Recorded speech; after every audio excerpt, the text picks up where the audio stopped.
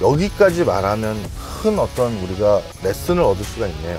지금 우리 사회에서 아파트 미분양에 대해서 엄청난 이슈들이 있지.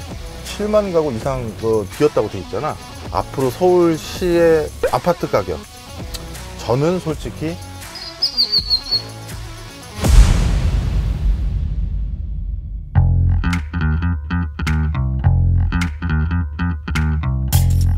자, 공급을 시작하겠습니다. 부동산이 정말 다른 재화와 달리 제일 어려운 게 공급 때문이야. 공급을 할 수가 없어. 부동산 공급을 할 수가 없다고요? 땅을 늘릴 수 있어. 그리고 더 정확히 말하면 땅도 제한되는데 사람들이 살고자 하는 땅은 더 제한돼 있어.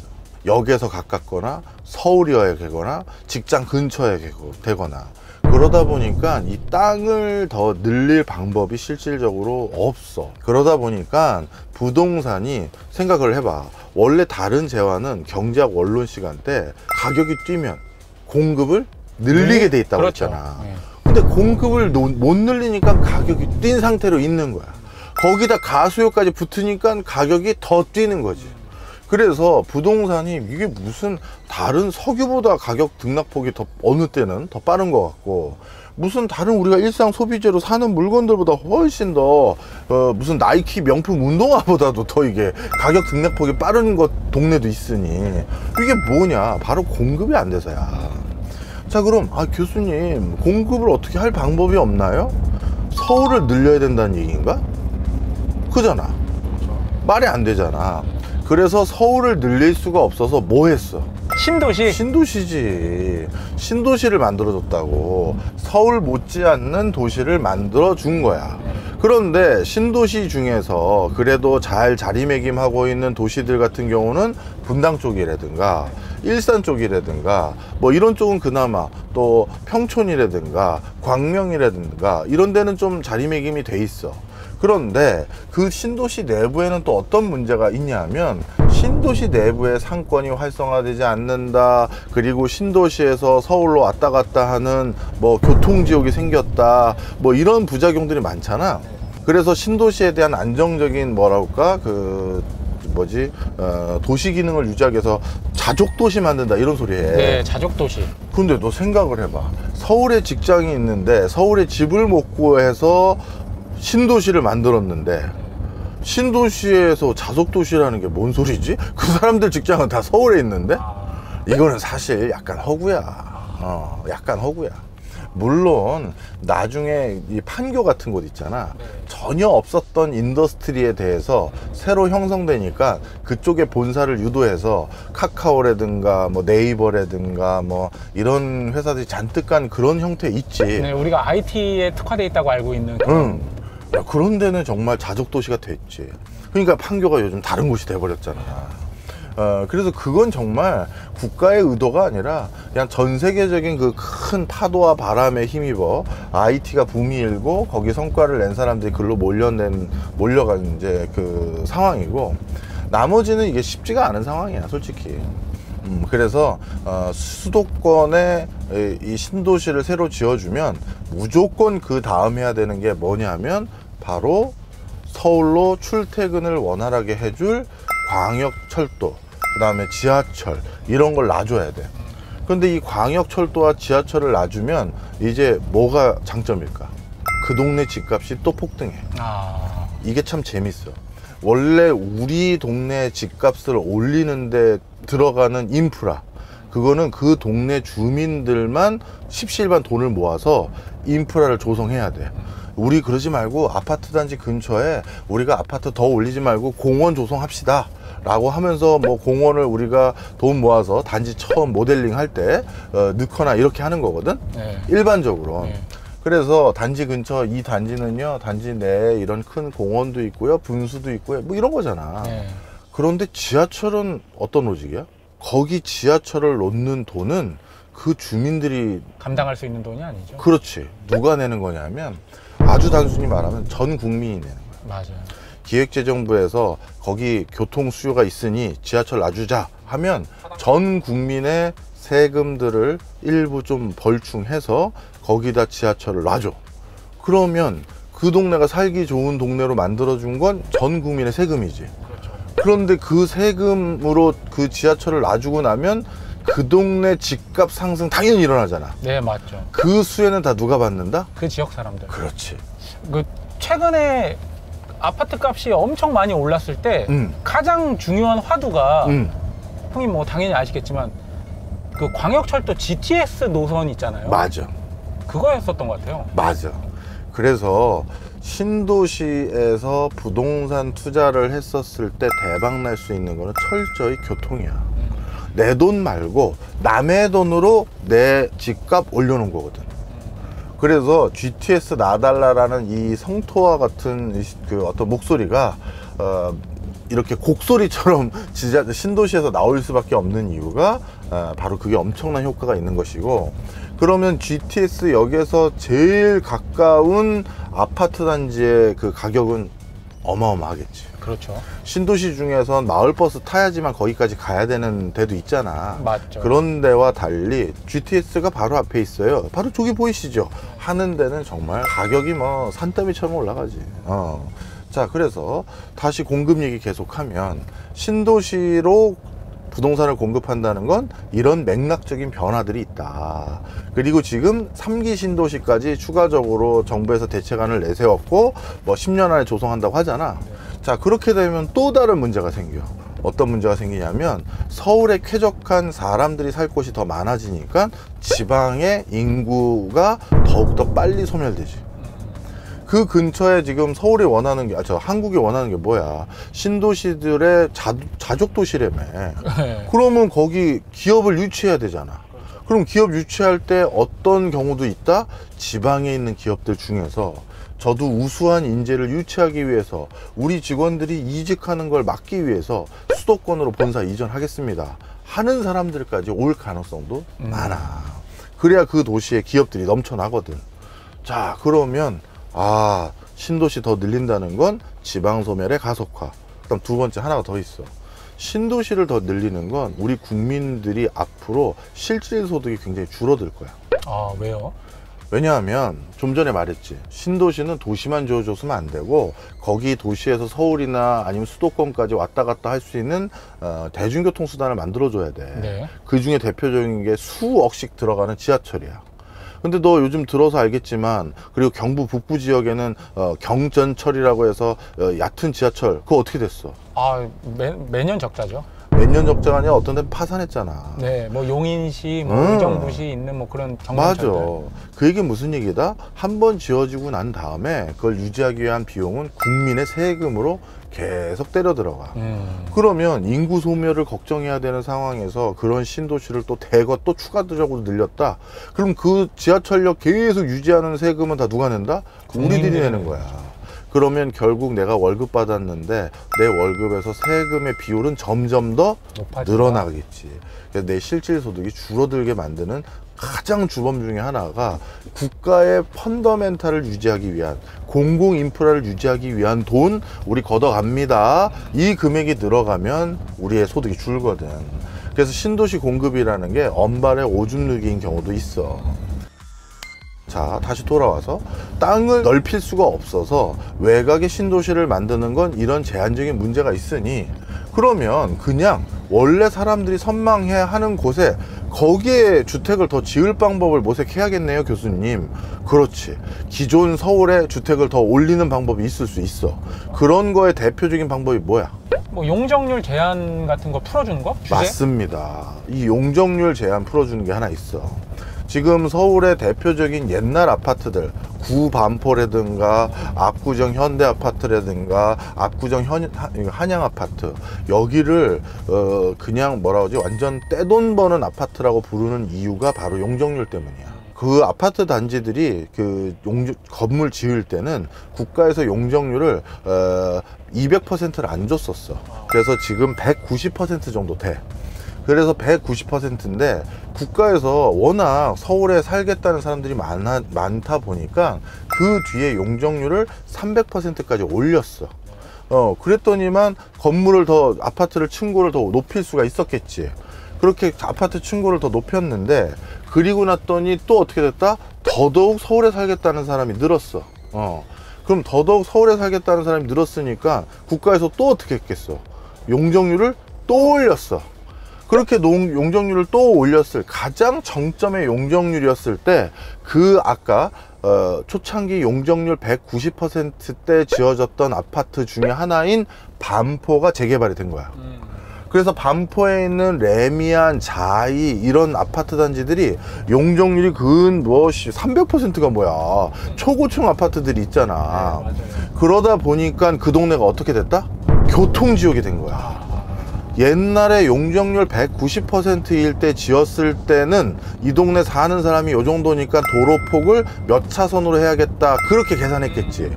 그런데 거기다 초고층 아파트를 즐비하게 올려버리니까 이제 갑자기 그 아파트 단지에서 쏟아져 나오는 사람들이 동시에 막 넘쳐나는 거야. 교통지옥이죠. 교통지옥이 났어. 그래서 지금 대표적으로 교통지옥 한 곳을 꼽아라 하면 잠실 쪽하고 반포 쪽이잖아. 아, 어마어마해요. 그러다 보니까 야, 이게 용적률을 올려서 어떻게든 사람들이 살고 싶은 동네에다가 집을 더 늘려보자 했더니 이 교통 대란과 같은 국가에서 다른 형태로 부담해야 될 비용이 늘어난 거야. 그래서 용적률을 더 올릴 수가 없겠다 해서 지금은 다시 용적률이 300%대 수준에서 왔다 갔다 논의가 돼. 그래서 300 이상으로 논의를 하고 있어. 자, 그러면 다시 압구정 현대아파트로 돌아가 보자고. 압구정 한양아파트로. 자, 본인들이 한 190%대 용적률로 아파트를 지어놓은 동네인데 그 동네 아파트가 요즘 분위기는 용적률 서울에 더 올려주려는 분위기거든. 그럼 400%를 해준다고 쳐봐. 10 몇 층 되는 아파트가 몇 층 된다는 거야? 홍콩처럼 되는 거죠. 20 몇 층 된다는 거잖아. 2배로 올리는 거니까. 그러면 내가 아파트 몇 채 갖게 된 거야? 2채? 그렇지. 한 채 가지고 있던 사람이 한 채를 더 갖게 된다. 단순히 말하면 실제는 이렇게 되지 않아. 실제는 뭐 1조건이나 뭐나 이런 요소들과 또 층간소음을 방지하기 요소들 이런 걸로 해서 뭐 용적률 2배 됐으니까 집 딱 한 채씩 더 간다 이러진 않아. 이해하기 쉽게 그냥 그렇지. 산술적으로 맞아. 표현한다면 단순하게 얘기를 하는 거야. 지금 뭐 우리가 건축 공학 시간이 아니니까. 자, 그래서 결국 거기에 있는 사람들이 60억 하던 아파트가 최근 떨어져서 뭐 40억대 후반 됐다고 해서 집 팔고 막 급격하게 이동하고 그런 게 아니라 그냥 가만히 버티고 있는 이유가 뭐다? 용적률 상승 때문이야. 그냥 지금 우리가 용적률 더 올려주십시오라고 무슨 제도 개편을 요구하는 것도 아니고 다른 동네처럼 그럼 우리도 서울시에 적용받는 용적률대로만 집 짓겠습니다 해도 아파트가 근 0.5채 이상씩 더 나오거든. 그러니 이거는 떼돈을 버는 거지. 시장 가격에 또 반영된다는 얘기죠. 그렇지. 그리고 그게 새 아파트로 지어지니까 기존 옛날 압구정 현대아파트 가격보다 더 비싸질 거니 당연히 이거는 아파트 한 채씩을 더 얻는 셈이 되는 거지. 그래서 압구정 현대아파트 사는 사람들이 큰 뭐지 요즘 부동산 시세에 대해서 하면서 막 마음 노심초사하고 하는 사람들은 거기를 영끌로 산 사람들은 그럴 수 있겠지만 그냥 뭐 대출 약간 끼고 산 사람들 같은 경우는 뭐 그래 결국 시간 가면 우리 아파트 안전도 평가에서 낙오점 받고 결국 올려야 되니까 빨리 무너져라 하고 있는 걸 수도 있어. 찐 부자들 특징이 있잖아요. 일희일비 하지 않는다는 거. 맞아. 자, 그래서 이 용적률이라는 건 바로 이런 맥락에서 이해를 해야 돼. 자, 그런데 여기에서 이제 도덕적 판단이 들어가. 어떤 판단일까? 어떤 정권에서는 도저히 용납을 못 하겠는 거야. 이 불로소득에 대해서. 왜 특정 지역에 이런 걸 노리고 계속 그 지역에 버티고 사는 사람들에게 로또 당첨 2번 이상 될 수 있는 기회를 국가에서 왜 만들어주는 거냐? 재건축 재개발 하지 마라. 끝까지 그 사람들 뭐 갑자기 몇십억씩 떼부자가 더 되는 것들 절대 용납하지 말자. 돈을 버는 게 이제 눈에 훤히 보이니까. 그렇지. 그 사람들 그렇게 또 저기 또 큰 부자 돼서 양극화 심화되고 사회적 위화감 조성하고 절대 안 돼. 그러면 방법은 또 이런 것도 있지. 그 사람들이 그 용적률 해가지고 다시 재건축 재개발 할 때 우리 흔히 말해서 임대형 아파트라든가 우리 차상위 소득계층이 사는 그런 아파트들 있잖아. 그런 걸 의무적으로 더 많이 만들어라 뭐 이럴 수 있잖아. 그러면 그 사람들이 뭐라고 할까? 아, 그럼 우리 안 해. 아, 그럼 다음 뭐 어차피 정권이 니네가 천년 만년 가는 거 아니고 다음 정권 들어올 때까지 우리 기다릴게 이렇게 돼버린다고. 건불 10년이죠. 그럼 예를 들어서 진짜 한 정권이 계속되는 게 아니라 정권 바뀌면 부동산 규제 또 풀리는 경우도 많으니까. 그리고 그 정권도 선거 앞두면 규제를 또 풀어요. 이게 참 불편한 진실이잖아. 그러다 보니 그럼 알았어 안 해.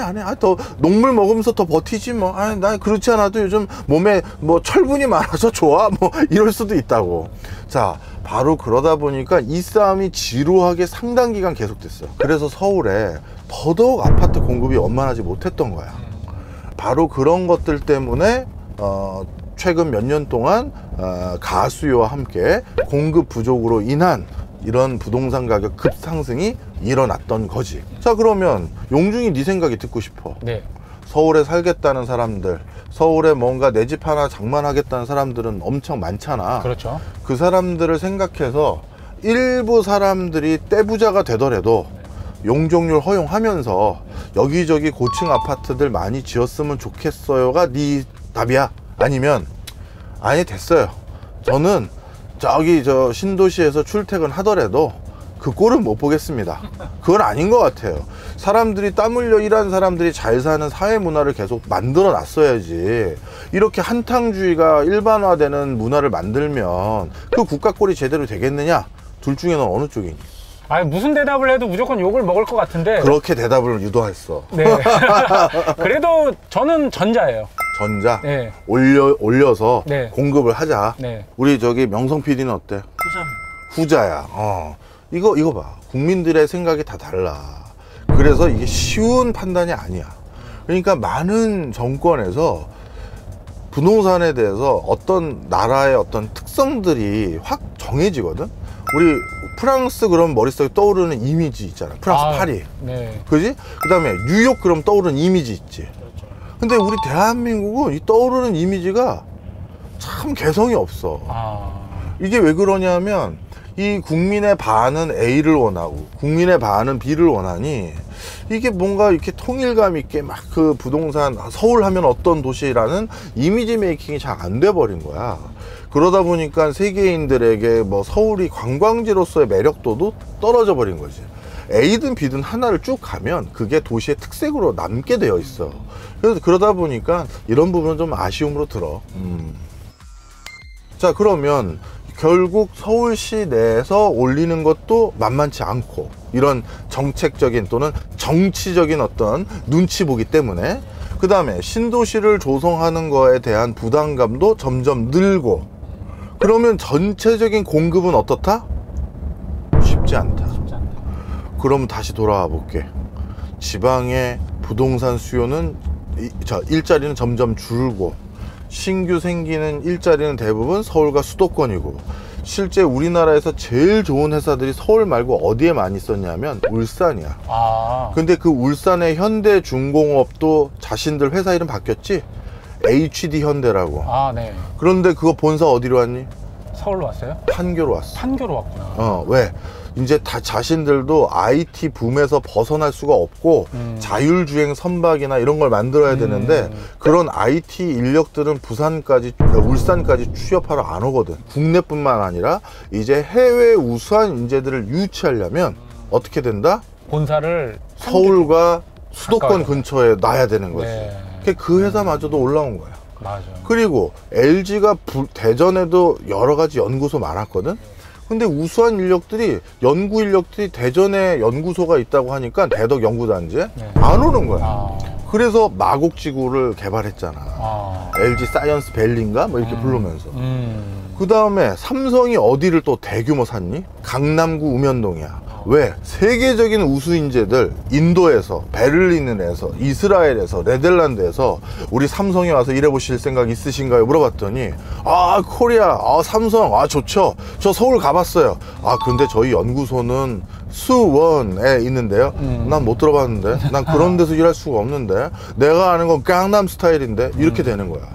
그러니 세계 탑 티어의 인재를 유치하려면 연구소를 어디다 둬야 된다? 강남구인 거야. 강남구의 남은 동네 중에 본인들도 부지도 좀 가지고 있고 그나마 어느 정도 매입할 수 있는 곳이 어디다? 우면동이었어. 우면동에 엄청난 삼성의 연구단지가 만들어지고 있어. 그리고 한때 미친놈 소리 들었던 기업이 있지. 10조 원에 땅 사서. 아이고, 현대.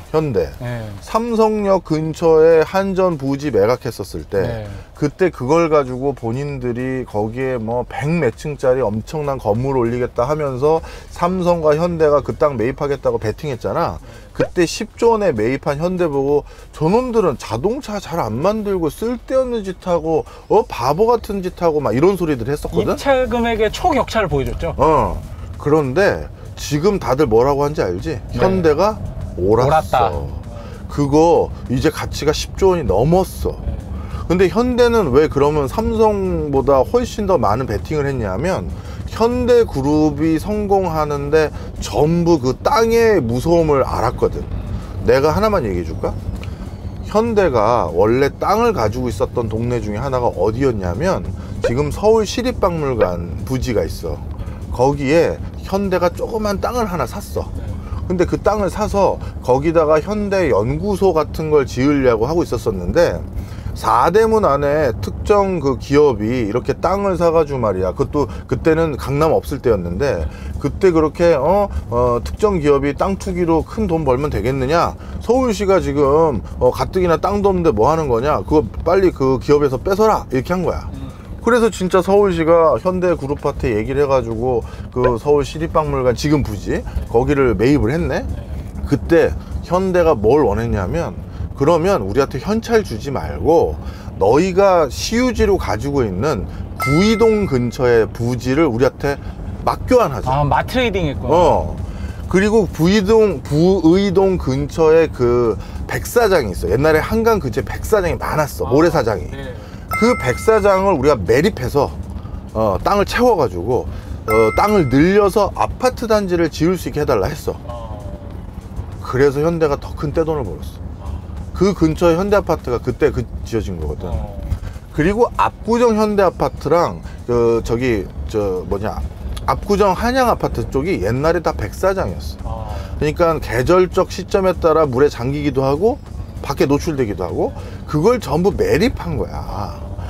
매립해서 땅을 메꿔가지고 옛날에 서울에 밤섬하고 여의도섬하고 섬이 하나 더 있었어.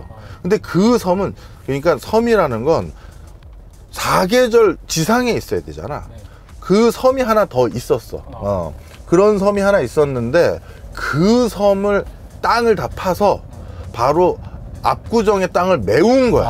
없애버려서 그 섬이 없어졌어. 바로 그렇게 압구정 현대 아파트를 줘서 현대가 또 떼돈을 벌었지. 그래서 현대는 알고 있어. 뭐의 무서움을? 땅의 무서움. 부동산. 그럼 더 공급이 안 돼. 땅은 늘릴 수 없는 거야. 그래서 삼성동에 10조 원을 지른 거야. 여러분들 참 여기까지 말하면 큰 어떤 우리가 레슨을 얻을 수가 있네요. 앞으로 서울시의 아파트 가격, 저는 솔직히 상승론자에 가깝습니다.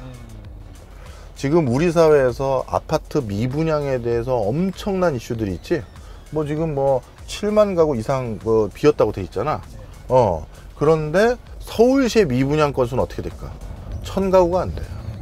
그러니까 그 7만 가구 이상이 아마 연말까지 되면 한 10만 가구 넘을 거야. 그런데 서울은 벌써 미분양이 없어. 1000세대가 안 돼. 미분양이 제로인 도시가 있어. 어딜까? 맞추면 형이 오늘 저녁 때 한우 쏠게. 세종시. 정답입니다. 이런 젠장이 한우 씨. 너 알고 있었지. 자, 그래서 부동산의 오늘 수요와 공급을 말씀드렸는데 목소리가 작아지셨어요? 큰일이구나. 오늘 JTBC 관계자들은 안 오시지? 자, 그래서 이 수요와 공급을 말씀드렸는데 이 수요와 공급에서는 바로 이런 이슈들이 있다 이렇게 말씀드리고 다음번 한 번만 더 수요와 공급 중에서 공급을 또 하나 늘릴 수 있는 방법이 있어. 그래요? 바로 뭐냐면 재건축 재개발이죠. 이 재건축 재개발 옛날 빌라촌이라든가 그냥 단독주택 그 낮은 층들 요 이슈에 대해서만 하나 더 하고 그 다음 인플레이션 금리 다른 부동산에 영향을 주는 요소로 또 저희는 떠나보도록 하겠습니다. 감사합니다. 오늘은 여기까지 끝.